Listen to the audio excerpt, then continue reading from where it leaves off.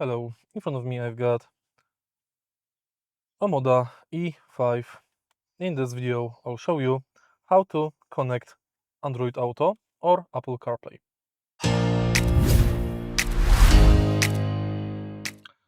If you are connecting new device, during the connection, select Agree to connect Android Auto or Apple CarPlay. If you've got your smartphone already connected, let's go to Local Settings, select your smartphone, and then go to Device Manager. Go to CarPlay or Android Auto and Synchronize. Now, on the smartphone, confirm, and it's done. Your smartphone is now connected as CarPlay or Android Auto device.